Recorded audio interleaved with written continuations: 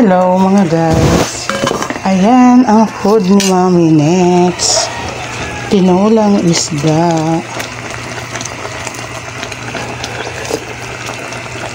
Tinulang isda with matching gulay, malunggay, talbos ng kamote, oray, kukulitis.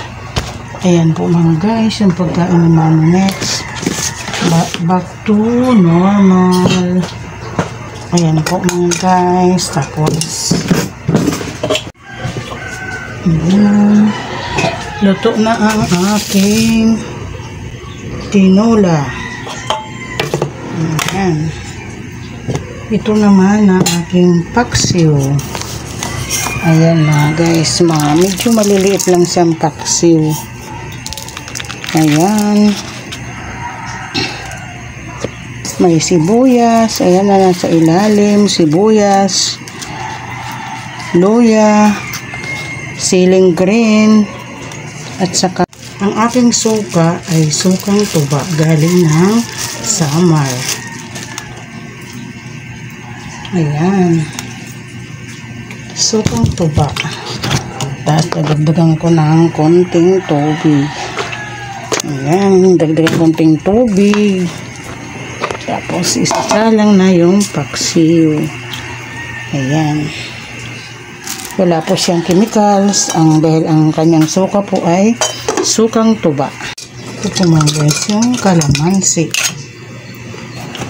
Ganito lang po yung pagkain na natural food.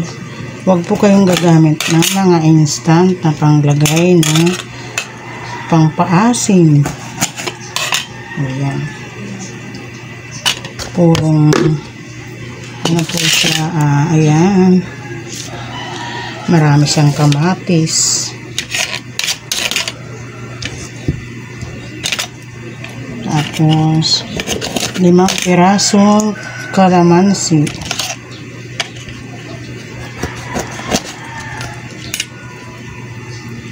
hindi ko na po sinasala kasi nakikita naman yan sa pagkain.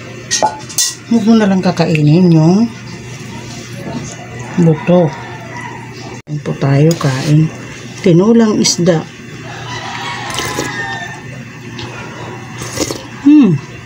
Sarap, maasim-asim. Ayan po yung isdang salay-salay. Ayan mga guys. Ayan.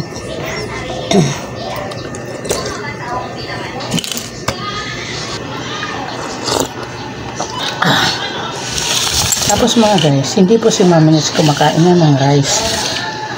Kasi po, tumaas ang aking sugar. Diabetes po si Mami Nets, diabetes.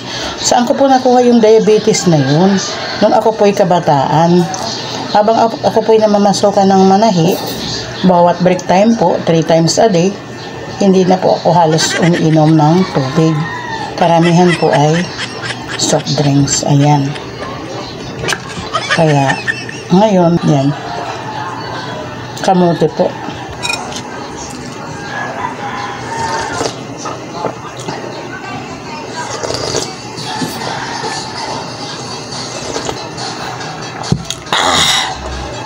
Ayan.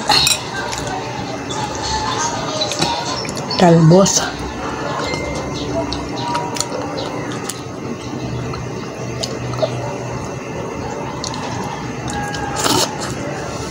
Pag tayo po may sakit, kailangan disiplina sa pagkain.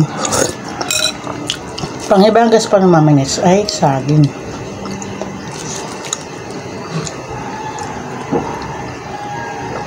Ang kamote po ay healthy food po siya. Carbo rin siya.